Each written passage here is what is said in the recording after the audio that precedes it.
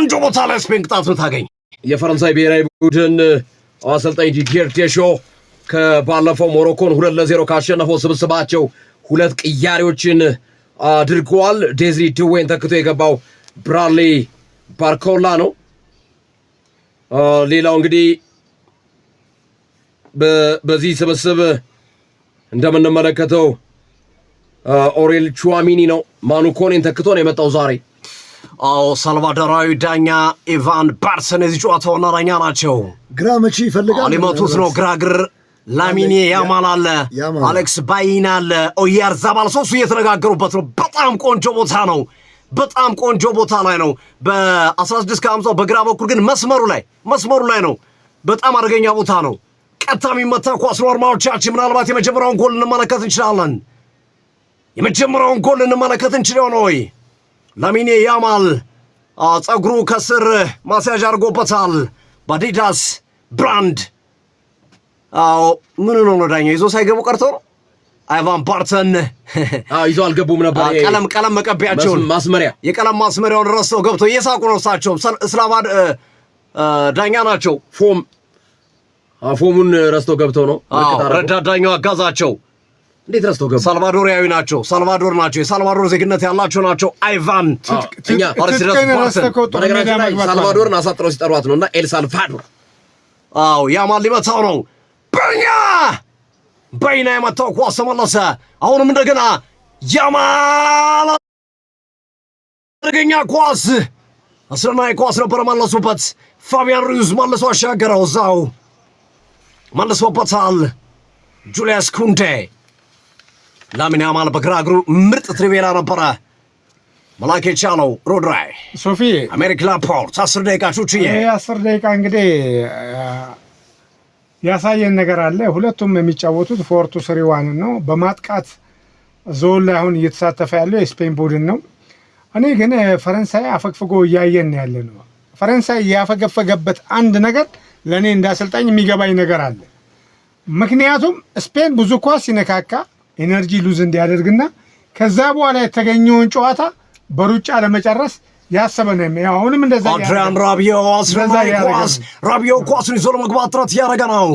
ምባፔ ራቢዮ ጫና ውስጥ ከተት ኳሱን ጆራ እንዲመለስ አስገዳሉ። ሉካስ ዲኜ የተጫዋች ወደ ፓሪስ ሰን ዠርማን ለመዛወር ተስማምተዋል። ቀጣዩ የሉዊስ ኤንሪኬ ዕቅድ አካል ነው። ሉካስ ዲኜ አስቶን ቪላን ይለቃል። በ10 ሚሊዮን ዩሮ ነው መልቀቂያ ዋጋው። በጣም በርካሽ ነው። ሉካስ ዲኜን ያገኙት ፓሪስ ሰን ዠርማኖች። ስለዚህ ግን ታስታውሳለህ ሶፊ አርሰናል የቀኝ ተጫዋች ይፈልጋል ስንል ምናልባት ሉካ ዲኝን ባያዩ ስንል አልነበር? ታስታውሳለህ? ዲኜ ግራ እኮ ነው ግርሜ፣ ግራ ነው። ኦኬ ግራ ላይ እንጂ ግራ ላይ የሆነ ብቻ አንስተን ነበር አይደል? ከማን ጋር ነው ስናነሳ የቲምበር መጎዳትን እንትና ከወጣ ነበረ የሆነ ምን ወደ ከማድሪድ ጋር ስሙ ሲያዝ ካላፊዮሪ በዛ ወቅት ነው በካላፊዮሪ ጂያን ኢንፋንቲኖን እየተመለከትናቸው እንገኛለን። ጃቪ አርሰን ቪንገር እየተመለከትናቸው ጨዋታው ነው። ኢንፋንቲኖ በነገራችን ላይ የአውሮፓ እግር ኳስ ማህበር በቀጣይ ፕሬዚዳንታዊ ምርጫ የራሴን ሰው አቀርባለሁ ብሏል። የአውሮፓ እግር ኳስ ማህበር እርሳቸውን እከሳለሁ ብሏል። በህግም ጉዳያቸው እንዲያዝ እየጠየቀ ነው ያሉት። ከዛ በተጨማሪም አዲስ ፕሬዚዳንት እንዲመጣ እንፈልጋለን በሚል ጂያን ኢንፋንቲኖን የሚተካ ሰው እያዘጋጁ ነው።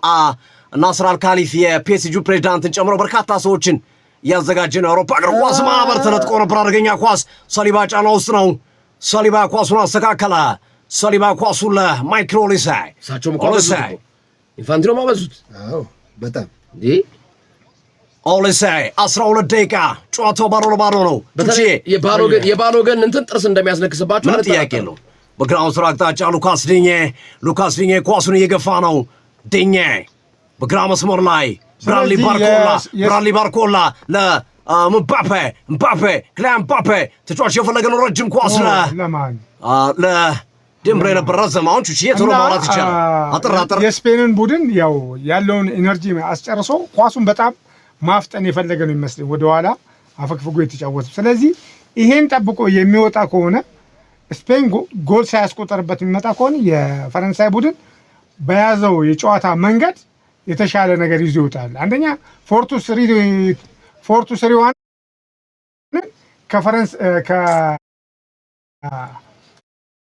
ከስፔን በተሻለ ብዙ ጊዜ አዳፕት ያደረገው የፈረንሳይ ቡድን ነው። ሁለቱም ይዘው የመጡት ያ ስለሆነ ኢነርጂውን ማስጨረስ ይመስለኛል እያፈገፈገ ሶስተኛ ሜዳ የሚገባው ሮድራይ ኳስ ወደ ኋላ መለሰ። ጨዋታው ባዶ ለባዶ አርማዎቻችን ባዶ ለባዶ ነው። ጨዋታው ኦሊሴ ኳስ ከሄደ በኋላ ነው ስታምፕ ማተም ነው የመታለት። ማተም በሉት የመታለት ረገጠው። ቆመው መሄዱ የሚገርም ነው። ቀይ ሁሉ የሚያሰጥፋት ነው። ዳኛውም ቀለል አደረገው። ሮድሪም ቀለል አደረገው። ይሄ ጨዋታ ሁሉንም ነገር የሚሰጥ ጨዋታ ነው። እንደምትመለከቱት ከሆነ ከክህሎት ባሻገር ጉልበት፣ ሁሉን ነገር የሚፈልግ ጨዋታ ነው። ከባድ ጨዋታ ነው። እንደምናየው ከሆነ እሱን ነው አሁን እዚህ ሜዳ ላይ ያየነው የምንገኘው። ከግላዊ ችሎታ ከቡድን የኳስ ቅብብል በተጨማሪ ጉልበትም የግድ የሚፈልግ ጨዋታ ነው። ፊዚካል ባትልም ባለው ግን ስፔን በዚህ ልክ ፈረንሳይን አምኖ አስረናይ ኳስ ደምብሌ አገኛቸውን እምባፔ ረባቸው ሞቱበት። አሁንም አለ እምባፔ። ኧረ ምን አይነት ተጫዋች ነው ክሊያን እምባፔ ነው። ደምቤሌን አስረናይ ኳስ ባርኮላ ኦሊሴ ተናግሬ ሳልጨርስ ኡናይ ሲሞን ማለት በጣም ቀሽም በረኛ ነው። ተመልከቱ ወጥቶ አይወሉት ሲንቀለቀል ደምቤሌ እንዴት እንደሰጠው ለኪሊያን እምባፔ አላየውም እኮ ቢያየው እኮ ጎል ነው። ኡናይ ሲሞን ነው ክሊያን እምባፔ ሲያመቻች ነው እንጂ እምባፔ እያመቻቸ ነበረ። አይ የኡናይ ሲሞን ግን እንዴት ምን ሊያደርግ ነው እዚህ ድረስ የወጣው? አንድ ሁለተኛ ደምቤሌን አለማድረቅ ንፉግነት ነው። ኳሱን በጣም እንዴት አድርጎ እንደላከለት ያነበበበት መንገድ ዋው። ላሚን ያማል ወጣበት ኳስ ነው የፈረንሳይ ክፉ አመጣጥ የሚሆነው። ፈረንሳይ አራት በጣም አረመኔ ነው አጥቂው ሶፊ። ስፔን በዚህ ልክ አምነህ በጣም ዲፕሊ የፈረንሳይ ሜዳ ድረስ ሰርዳታ ድረስ ተከላካዩ መሄዱ የስፔን ተዋናይ ነው። በነገራችን ላይ ዋጋኛ ተዋናይ ነው የተመለከትነው። አሁን ላይ ዋጋ ያስከፍለዋል። ኡፓሜካኖ ኳሱን እየገፋ ነው። የባየር ሙኒኩ ተከላካይ የቀድሞ አረብ ሌፕዚግ ተጫዋች አስረናይ ኳስ ለጁሊያስ ኩንዴ ኳሱን ወደ ኋላ መለሰ። ላሚን ያማል ከጨዋታው በፊት ፈረንሳይን በደንብ አድርገን ቀጥቅጠናቸዋል፣ አሁንም እንደግማቸዋለን የሚል አስተያየት ሰጥቶ ነበርና ጁሊያስ ኩንዴ ስለ ጉዳይ ሲጠየቅ ያው ያማል ምንም ሀሳቡን በግልጽ ከመናገር ወደ ኋላ የሚል ተጫዋች አይደለም፣ ሜዳ ላይ እሱን ብናየው ጥሩ ነው ብሏል። የአንድ ክለብ ተጫዋቾች ስለሆኑ ነው። ደምብሌ አስረናይ ኳስ አሻገረ። ባርኮላ ኳሱን ወደ ኋላ መለሰ። ይሄን ለግባር ግን መጠቀም አይችልም ነበር። ፈረንሳዮች ርቀት አለው። ክርምሽ ቹዋሜኒ አሜሪካ ላፖርት ኳሱን መለሰ። የተወለደው ፈረንሳይ ነው፣ ያደገው ፈረንሳይ ነው። ነገር ግን በአትሌቲክ ቢልባኦ እግር ኳስ ክለብ ረጅም ዓመት በመጫወቱ ምክንያት ነው አሜሪካ ላፖርት የስፔን ብሔራዊ ቡድን የመረጠው። ኧረ ፈረንሳይ በጣም ይገርም ቡድን ነው እንዴ! ቢፈልጉ ሎንግ ቦል፣ ቢፈልጉ ኳሱን ከግራ ወደ ቀኝ የሚቀይሩበት መንገድ ትራንዚሽናቸው ሳሊባ ነው።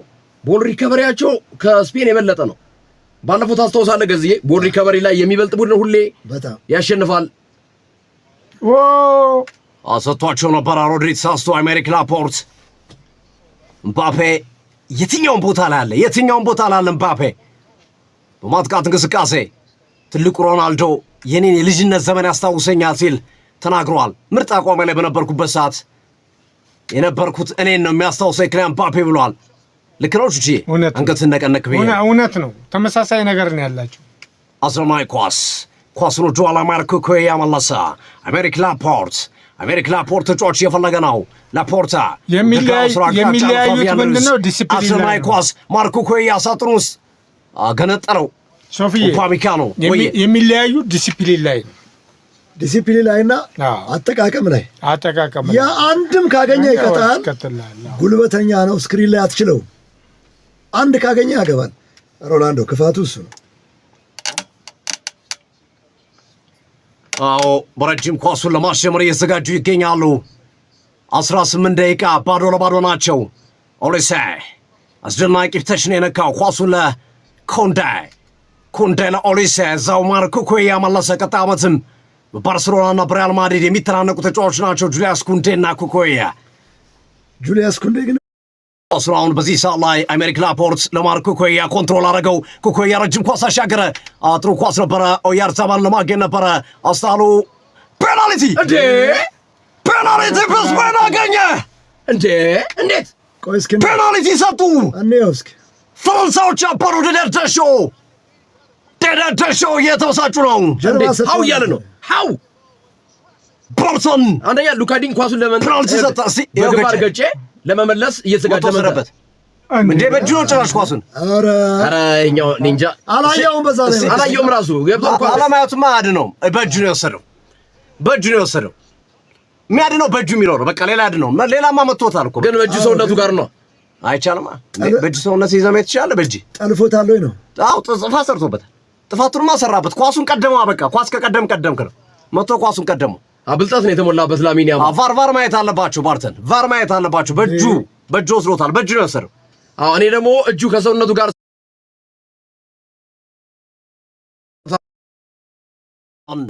አጭር ናቸው ደግሞ በጣም ክሊያን ምባፔ እየጠየቃቸው ለምን በሚል ጥያቄ ያቀረበላቸው ነው የሚገኘው። እዩልን ቫር እዩ እያላቸው ነው የሚገኘው። አውጡ ምንም ነገር አልፈልግም አታናግሩኝ እያሉ ነው ባርተን። ማይክ ሜኛን አንተን ብቻ ነው የምፈልግህ ቦታ ላይ ግባሉት። ማይክ ሜኛን አላሳመነኝም እኔ አላሳመነኝም። በጣም ኃይል አለው። አስደናቂ ፔናልቲን ያስቆጠረው ቦንዛ ወያርዘባል ቦንዛ ስፔን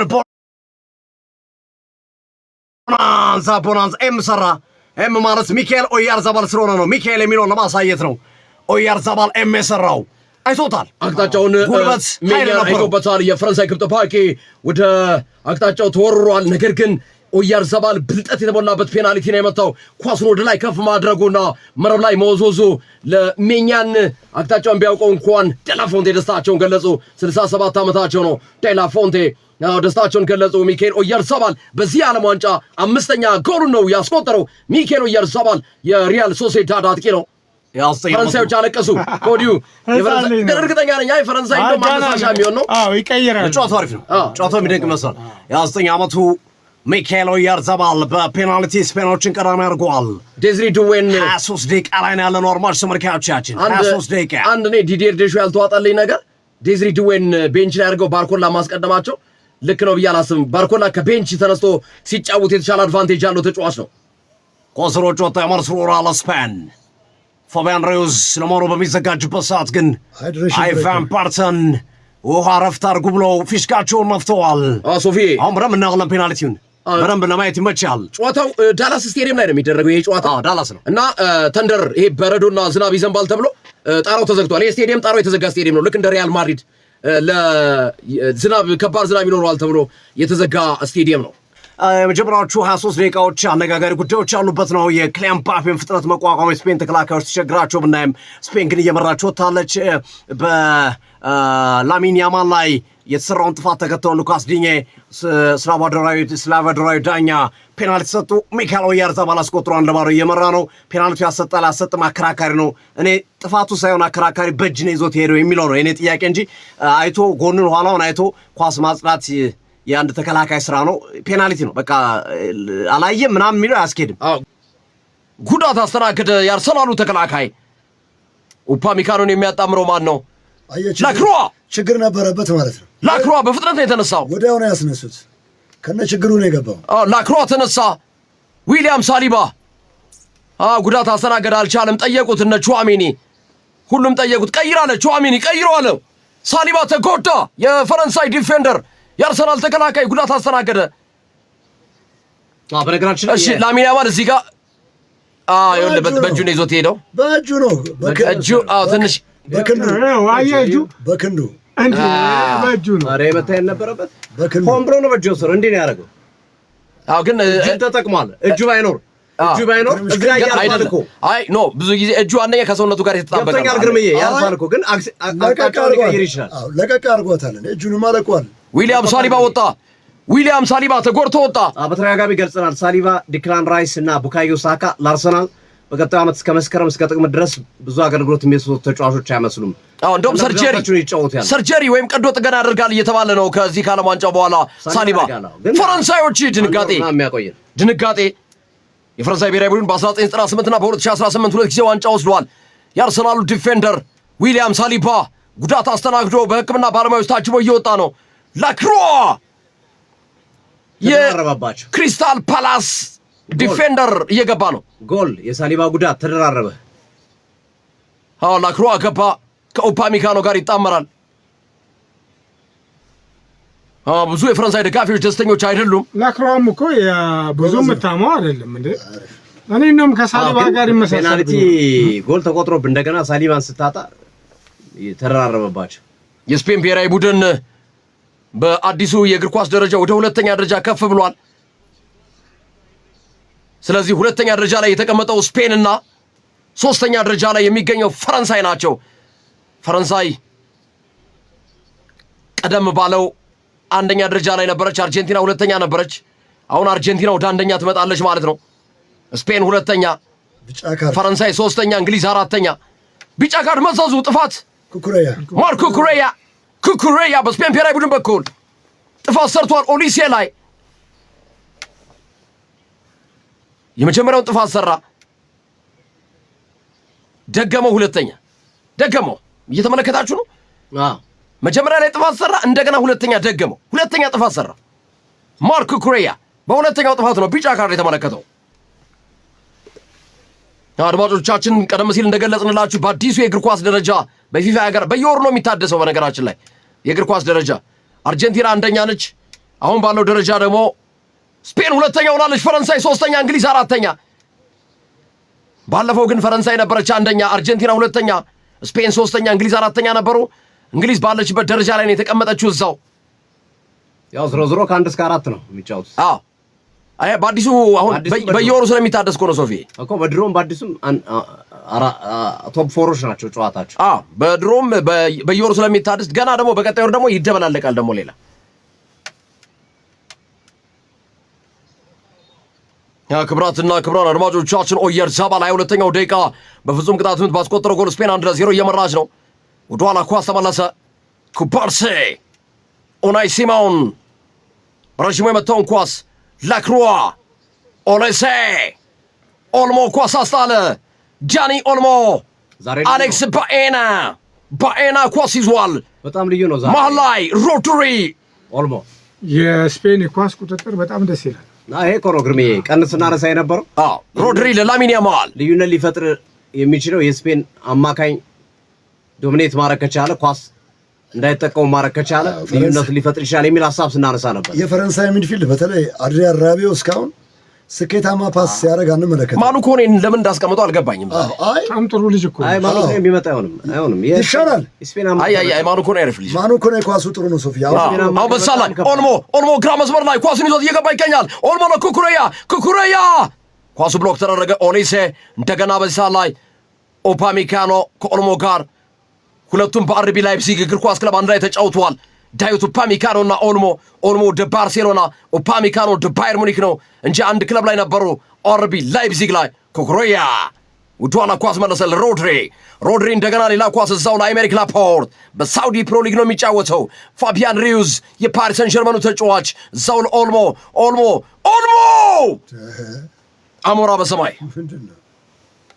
አሞራ በሰማይ ኳስ ወደ ውጭ ወጣ። አሞራም አላየውም።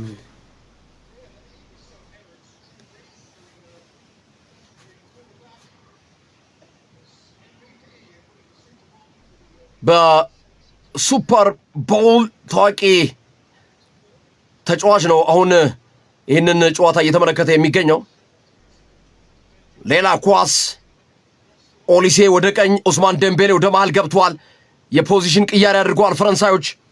ግርምሽ ከባን እኮ ባይና ኦፍሳይድ ነው እንጂ ሜኛን ጥፋት ሰርቶበት ነበር። ሜኛን ተጠቅሞታል ኳስ ግን ኦፍሳይድ በሚል ተሻረ፣ ወይም በሁለተኛ ቅጣት ምት እንዲቀጥሉ ተደረገ። አገዝዬ ፓሪስ ሰን ጀርመንን የሚቀላቀል ተጫዋች ሆናል። ወደ ኋላ መለሰ። ላክሮዋ የክሪስታል ፓላስ ዲፌንደር ላክሮዋ ዊሊያም ሳሊባን ቀይሮ ነው የገባው። ዊሊያም ሳሊባ በጉዳት የወጣ ተጫዋች ነው። ዳዮት ኡፓሚካኖ መሃል ላይ ኦሬል ቹዋሜኒ፣ ኡስማን ደምቤሌ ግራ መስመር ላይ ለባርኮላ ብራድሌ ባርኮላ እየገባ ይገኛል። ብራድሌ ባርኮላ ታለለ ባርኮላ አቤት አንተም ጎልኪፐር እኮ ለቋል ሜዳ። የባርኮላ ችኮላ ነው። ብልጥ ተጫዋች ሆነ ያስገባበታል። የስፔን ብሔራዊ ቡድንም በዓለም ዋንጫ ለቆለታል እኮ በዓለም ዋንጫ 17 ጊዜ ተሳትፏል። አይዞታል እኮ ፈረንሳይ ሁለቱም 17 የዓለም ዋንጫ ነው ያደረጉት።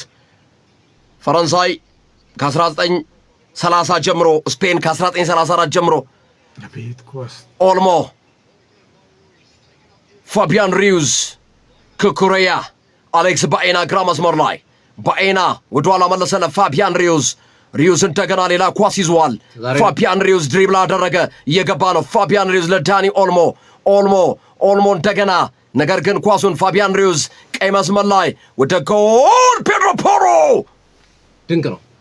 ሹት ያደረገው ኳስ ኢላማውን አላገኘም። ኳሱ ተነሳ፣ ወደ ውጭ ወጣ። ፋቢያን ሪዩዝ ዛሬ በ6 ቁጥር ሚና ነው ይጫወታ ያለው ከሮድሪ ጋር፣ ግን ቦክስ ቱ ቦክስ ነው እሱ። አዎ ይፈቅድለታል። ግን ባለፈው ጨዋታ ላይ ቤልጂየም ጨዋታ ላይ ሞር ወደ አታኪንጉ ነበር ጠግቶ ሲጫወት የነበር። ዛሬ እንዳሉት ብቻ ዲላፎንቴ 4-2-3-1 ሪል የሆነውን 4-2-3-1 ነው እየተጠቀሙ ያለው። ሜኛን ተሳስቶ ነበር። ሜኛን አሌክስ ባኤና፣ አሌክስ ባኤና ደረሰው ኳስ ሮድሪ ለላሚን ያማል ለኦልሞ ፋቢያን ሪዩዝ አመለጠው። ተሰርቶ ቀቅለውት ነበር። ከፔናልቲ ጎል ቢሆን ምርጥ ነበር። አገባባቸው አባቱ ያምራል በጣም። ሜኛን ተሳሳተ። ኳስ አወጣለሁ ሲል አሌክስ ባኤና ለሮድሪ፣ ያማል ለኦልሞ ለያማል ለፋቢያን ሪዩዝ። ኦፓሚካኖ እኮ ነው የሚያወጣው። ዳዮት ኡፓሚካኖ ኳስ ስለወጣ እዛው የማዕዘን ምት ለስፔን ብሔራዊ ቡድን ሆኗል። አሌክስ ባኤና በፍጥነት የማዕዘን ምቱን ከያማል ጋር ለመቀባበል ፈልገው ነበር። ነገር ግን አድማጮቻችን እንደገና ፊሽካ ጠብቁ ብለዋል ዳኛው። ኤል ሳልቫዶራዊ ዳኛ ናቸው። አሌክስ ባኤና በግንባር ተጨረፈ። ሉካዲኝ እንደ ላክሮዋ እንደገና ሌላ ኳስ ፋቢያን ሪዩዝ እንደገና ግራ መስመር ላይ ፋቢያን ሪዩዝ ክሮስ አደረገ፣ ረዘመ፣ በሌላኛው አቅጣጫ ወደ ውጭ ወጣ።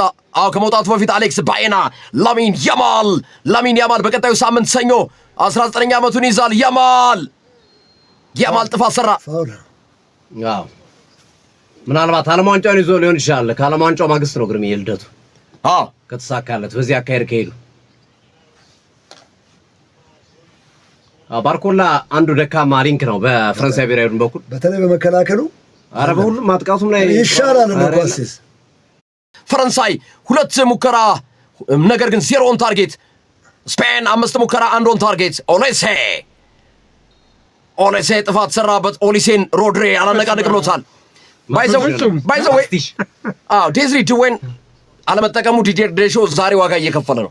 በጣም አሁን ኦሊሴ ማርክ እንዲደረጋ ቢያንስ ዴዝሪ ድዌ ቢኖር ኦሊሴ ማርክ አይደረግም ነበር። ሞቢሊቲው ከፍተኛ ስለሚንቀሳቀሱ ነበር። ዴዝሪ ድዌ እንይዛለን ሲሉ ኦሊሴ መጠቀም የሚችልበት እድል አለ። ግን ኦሊሴ ተኝቶ ቢሆን ጥሩ ተጫዋች ነው። ኪሊያን ምባፔ ጥሩ ኳስ። ኦፍሳይድ ኪሊያን ምባፔ መመልከት ይኖርብናል እንዴ። እዚህ ለምን ኩኩሬያ ቢጠብቁ ጥሩ ነበር። ዶላ ስፔኖች ኦናይ ሲሞን ኡስማን ደምቤላ አለ። ኦናይ ሲሞን በረሽሞ የለቀቀበት ቦታ ልክ አይደለም። ኩንዴ ገጭቶት ነበር፣ ነገር ግን ሮድሪ አወጣው። ይቀጣል። አንተ ምንድነው ወደ ውጭ ማውጣት እኮ ይችላል። የመልሱን ወራ ያደረገውስ ኡናይ ሲሞን ይቀጣል። ጠብቀኝ። ኦፍሳይድ ሌላ ከጨዋታ ውጭ አድማጮቻችን ጨዋታው እንደቀጠለ ይገኛል። ፈረንሳይ ከስፔን 1-0 እየመራች ነው። ኦያርዛባል ሉካዲኝ ጥፋት ሰርቶ ነው ላሚን ያማል ላይ 22ኛው ደቂቃ ፔናልቲ የተሰጠው። ሚኬል ኦያርዛባል አሁን 41ኛው ደቂቃ ላይ ደርሰናል። እየተጠጋን ነው።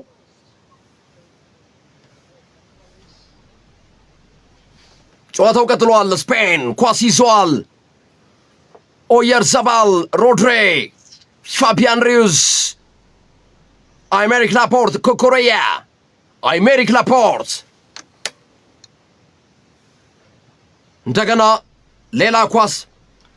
በዓለም ዋንጫ ታሪክ ብዙ ፔናልቲ ያስተናገደች ሀገር ፈረንሳይ ሆናለች። በታሪክ 16 ፔናልቲዎችን አስተናግዷል።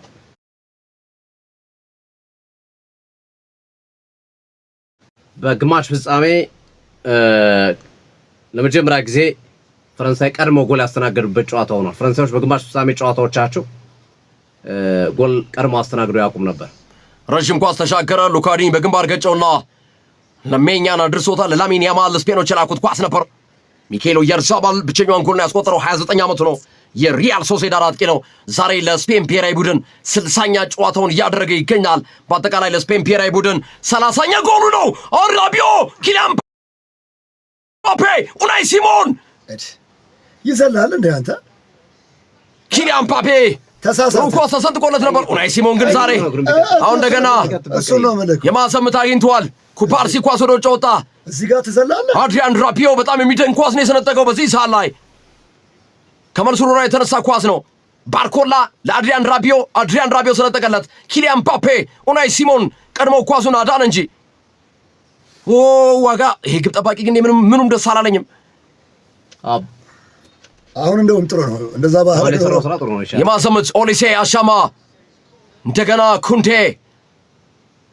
ጁኩንዴ ኡፓሚካኖ ሳተው አልተግባቡም። ተከላካይና ሲሞን ምንድነው እርስ በርስ ነው። ላፖርተ መትቻለሁ ብሏል። እርስ በርስ እኮ ነው ታዲያ።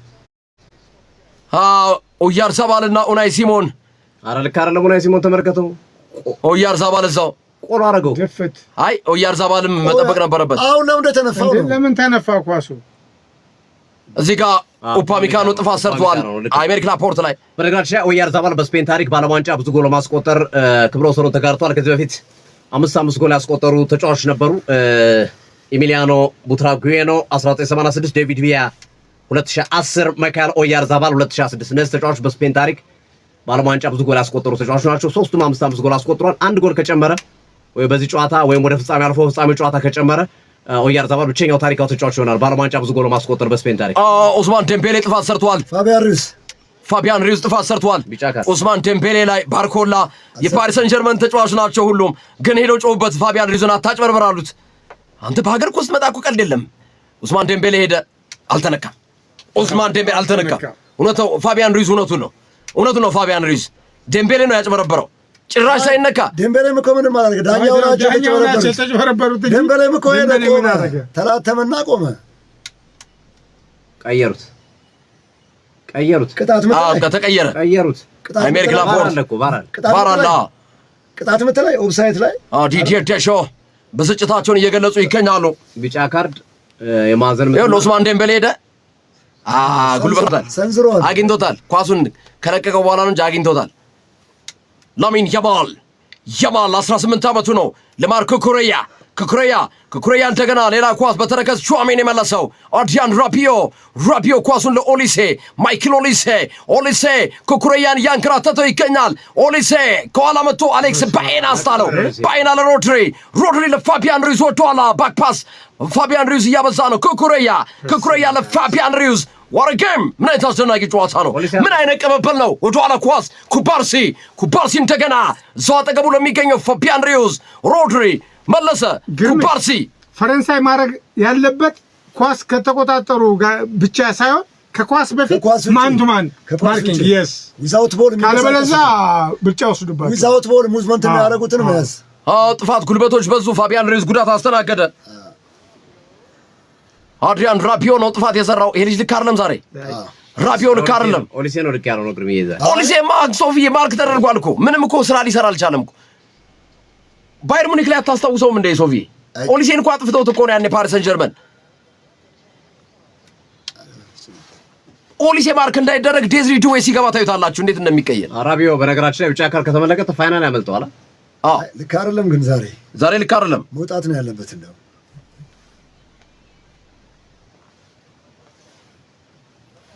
ላሚን ያማል ባኤና ነገር ግን አድሪያን ራቢዮ ኳስ አስጣለ። ዳዮት ኡፓሚካኖ ኦሊሴ አየው እንዴት ለሁለት እንደሚይዙ ሶፊ ተመልከት። ኳስ ይዞ ሲሄድ ኮንዴ ከኋላ መጥቶ ጥፋት ሰራ። ኮንዴ ደምበሌ ነው ልክ ያደረገው። ሰጥቶት ወደሱ እየሄደ ኳስ ወደ ኋላ ራናቸው ተበላሸ ከጎሏ በኋላ ፍራንሳዮች።